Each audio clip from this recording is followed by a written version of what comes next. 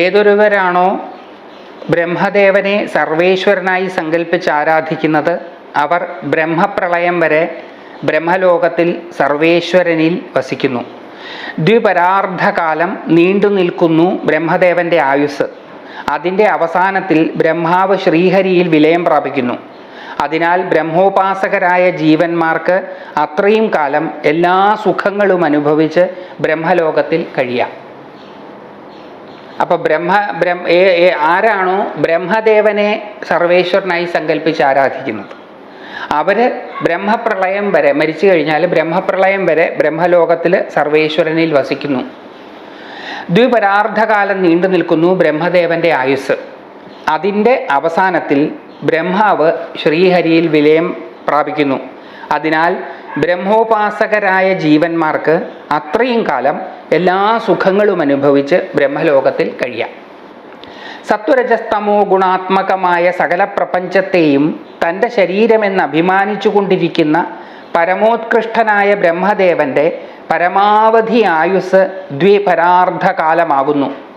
ഭൂമി, ജലം, അഗ്നി, വായു, ആകാശം, മനസ്സ്, ഇന്ദ്രിയങ്ങൾ, ശബ്ദാദി വിഷയങ്ങൾ, അഹങ്കാരം എന്നിവ ചേർന്നുണ്ടായ ബ്രഹ്മാണ്ടമാകുന്ന തൻ്റെ ശരീരത്തെ കാലാവധി എത്തുമ്പോൾ പ്രതിസംഹരിക്കുവാൻ ഇച്ഛിക്കുന്ന ബ്രഹ്മദേവൻ നിർവികാരനായ പരമാത്മാവിൽ തൻ്റെ ചൈതന്യത്തെ ലയിപ്പിക്കുന്നു. ഇതാണ് ബ്രഹ്മപ്രളയം.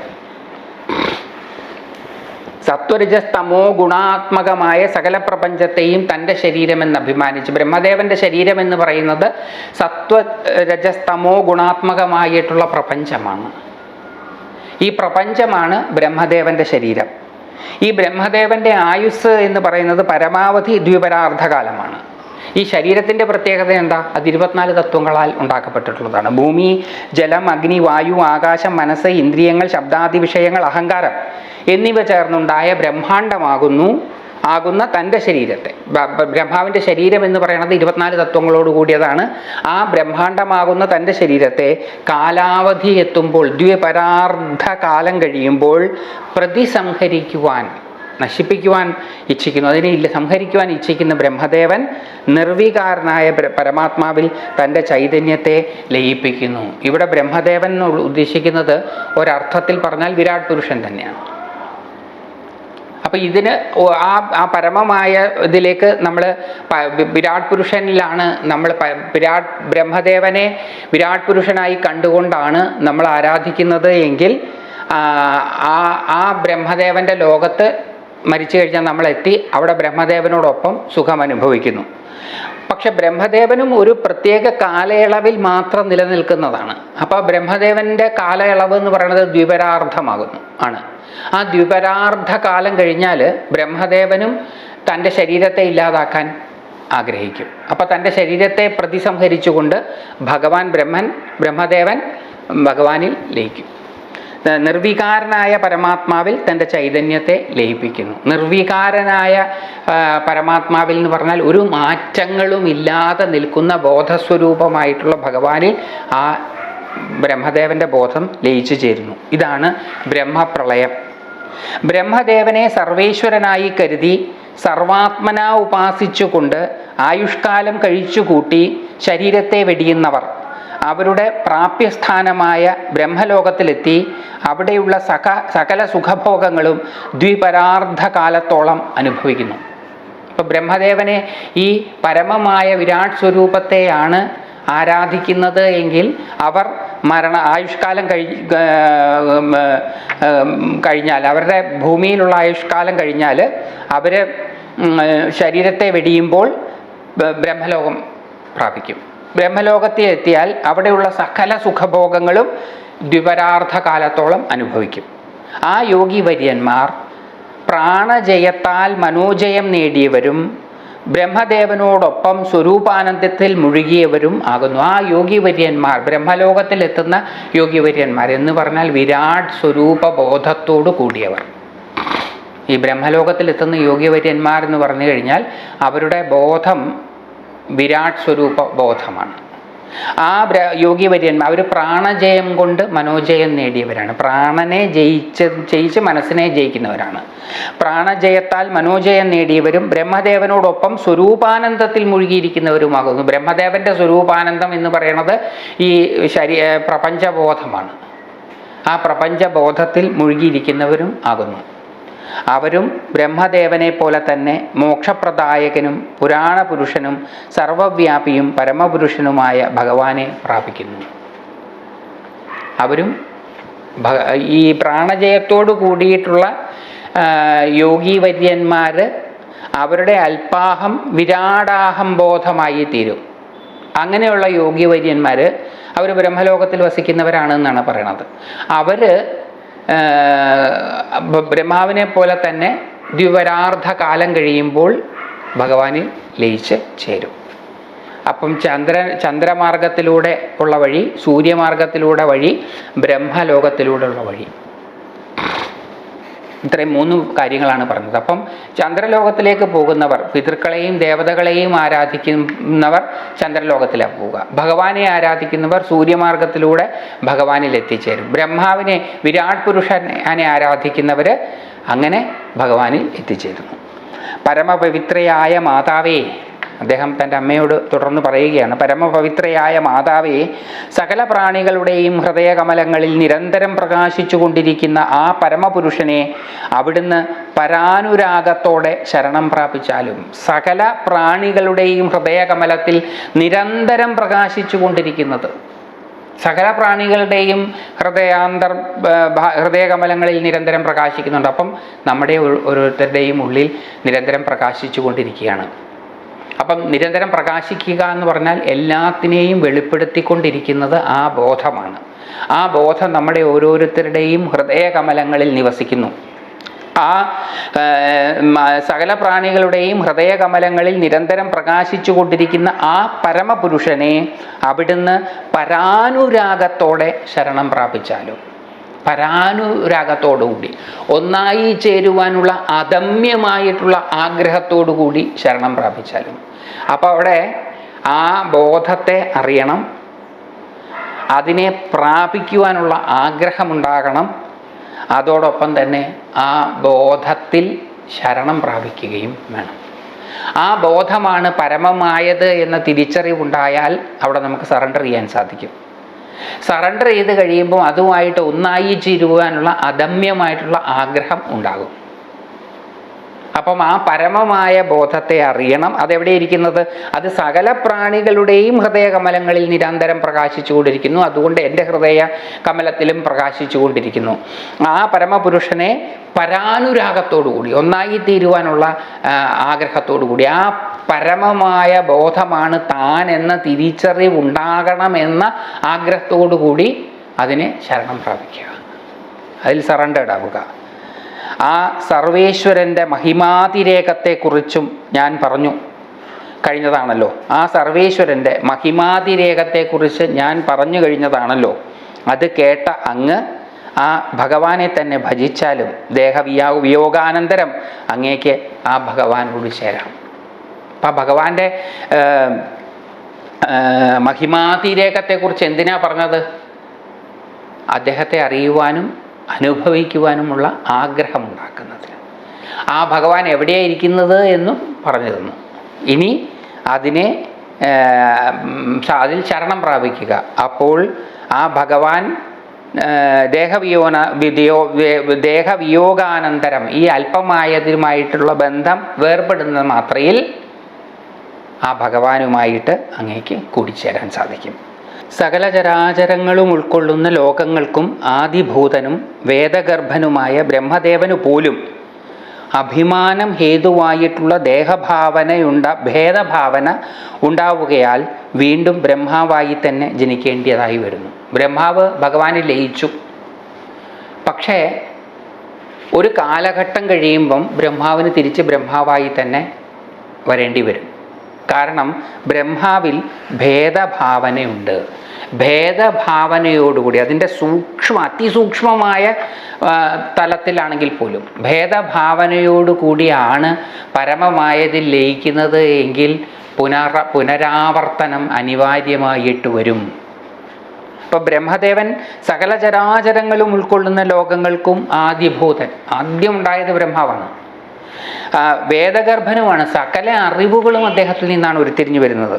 ആ ബ്രഹ്മദേവന് പോലും അഭിമാനം ഹേതുവായിട്ട് അഭിമാനമുണ്ടാവുക, അത് ഞാൻ എന്ന അല്പ അഹംഭാവത്തിൽ കേന്ദ്രീകൃതമായിട്ട് ഭഗവാനിൽ ലയിക്കുകയാണെങ്കിൽ ആ ലയനം താത്കാലികമായിട്ട് മാത്രമാണ്.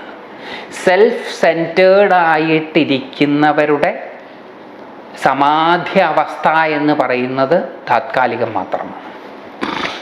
സകല ചരാചരങ്ങളും ഉൾക്കൊള്ളുന്ന ലോകങ്ങൾക്കും ആദിഭൂതനും വേദഗർഭനുമായ ബ്രഹ്മദേവനു പോലും അഭിമാനം ഹേതുവായിട്ടുള്ള ഭേദഭാവനയുണ്ടാവുകയാൽ വീണ്ടും ബ്രഹ്മാവായി തന്നെ ജനിക്കേണ്ടതായി വരുന്നു. യോഗേശ്വരന്മാരും ലോകത്തിൽ യോഗത്തെ പ്രാവർത്തികമാക്കുന്നവരുമായ സനൽകുമാരൻ തുടങ്ങിയവരും സിദ്ധന്മാരും ഋഷികളും ബ്രഹ്മദേവന്റെ പുത്രന്മാരാകുന്നു. അപ്പോൾ ഈ സെൽഫ് സെൻറ്റേർഡ്നെസ്സിൻ്റെ ഒരു ട്രേസ് ഉണ്ടെങ്കിൽ പോലും ആ ലയനം പൂർണ്ണമാവുകയില്ല. ആ ഭേദഭാവന, ഡ്യുവാലിറ്റി സെൻസ് ഒരല്പമെങ്കിലും ഉണ്ടെങ്കിൽ പുനരാവർത്തനം അനിവാര്യമായിട്ട് വരും. പ്രപഞ്ച സൃഷ്ടി എന്ന മഹത്തായ കർമ്മം നിഷ്കാമമായിട്ടാണ് അനുഷ്ഠിക്കുന്നതെങ്കിലും ഞാനാണ് സ്രഷ്ടാവ് എന്ന അഭിമാനമുള്ളത് കൊണ്ട് മാത്രമാണ് സർവേശ്വരനിൽ ലയിച്ചതിന് ശേഷവും ബ്രഹ്മദേവന് വീണ്ടും അവതരിക്കേണ്ടതായി വരുന്നത്. അപ്പോൾ ഭഗവാൻ സകല പ്രവൃത്തികൾ ചെയ്യുന്നതും നിഷ്കാമമായിട്ടാണ്. തൻ്റെ സ്വഭാവം ആയതുകൊണ്ടാണ് ഭഗവാൻ ബ്രഹ്മദേവൻ അത് ചെയ്യുന്നത്. ബ്രഹ്മാവ് ഓരോ പ്രവൃത്തി ചെയ്യുന്നതും അദ്ദേഹത്തിൻ്റെ സ്വഭാവാനുസൃതമായിട്ടാണ്, നിഷ്കാമമായിട്ടാണ് ചെയ്യുന്നത്. നിഷ്കാമമായിട്ട് ചെയ്തത് കൊണ്ട് മാത്രം പോരാ, ഞാനാണ് സ്രഷ്ടാവ് എന്ന അഭിമാനം അദ്ദേഹത്തിനുണ്ട്. നിഷ്കാമമായിട്ട് എൻ്റെ സ്വഭാവാനുസൃതമായ പ്രവൃത്തിയാണ് ഞാൻ ചെയ്യുന്നത് എന്ന അഭിമാനം, അത് അതിസൂക്ഷ്മമായ അഭിമാനമാണ്. ആ അതിസൂക്ഷ്മമായ അഭിമാനം ഉള്ളതുകൊണ്ട് മാത്രമാണ് സർവേശ്വരനിൽ ലയിച്ചു ചേർന്നതിന് ശേഷവും ബ്രഹ്മദേവന് വീണ്ടും അവതരിക്കേണ്ടതായി വരുന്നത്. അപ്പോൾ നിഷ്കാമകർമ്മം അങ്ങനെ അനുഷ്ഠിച്ചിട്ട് കാര്യമില്ല. ആ നിഷ്കാമകർമ്മം അനുഷ്ഠിക്കുമ്പോഴും ശ്രദ്ധിക്കണം, അവിടെ അഭിമാനമുണ്ടോ? ആ നിഷ്കാമ കർമാനുഷ്ഠാനത്തിൽ അഭിമാനിക്കുന്നുണ്ടോ? അഭിമാനിക്കുന്നുണ്ടെങ്കിൽ ആ അഭിമാനിക്കുന്നത് ആരാണ് അത് പരിശോധിക്കണം. അങ്ങനെ ആ സട്ടിൽ ട്രേസസ് പോലും ഇല്ലാതെ ആവണം. അങ്ങനെ ഇല്ലാതായിട്ട് ലയിച്ചാൽ മാത്രമേ ആ ലയനം പൂർണ്ണമായത് ആവുകയുള്ളൂ, പൂർണ്ണ ലയനം ആവുകയുള്ളൂ. കാലസ്വരൂപനായ ഭഗവാനിൽ സർവവും ലയിപ്പിച്ച് എല്ലാം തന്നിൽ അടക്കിയിരിക്കുമ്പോൾ കാലപ്രേരിതമായി തന്നെ പ്രകൃതിയുടെ ഗുണസാമ്യാവസ്ഥയ്ക്ക് മാറ്റം സംഭവിക്കുന്നു. കാലസ്വരൂപനായ ഭഗവാനിൽ സർവവും ലയിപ്പിച്ച്, കാലസ്വരൂപൻ ഭഗവാനാണ്.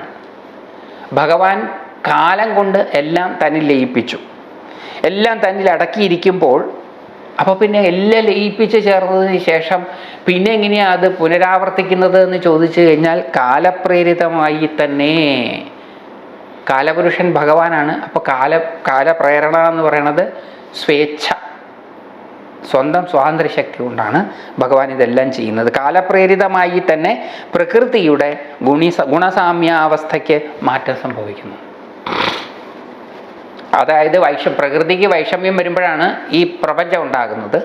ലയിച്ചു ചേരുന്നു എന്ന് പറയുമ്പോൾ ആ പ്രകൃതിയുടെ വൈഷമ്യം അടങ്ങുന്നു, ഗുണസാമ്യം ഉണ്ടാകുന്നു. പക്ഷേ ഇതൊക്കെ കാലപുരുഷനായ ഭഗവാന്റെ ചെയ്തികളാണ്. പക്ഷെ അതേ ഭഗവാന്റെ ചെയ്തികൾ കൊണ്ട് വീണ്ടും ഗുണവൈഷമ്യം ഉണ്ടാവുകയും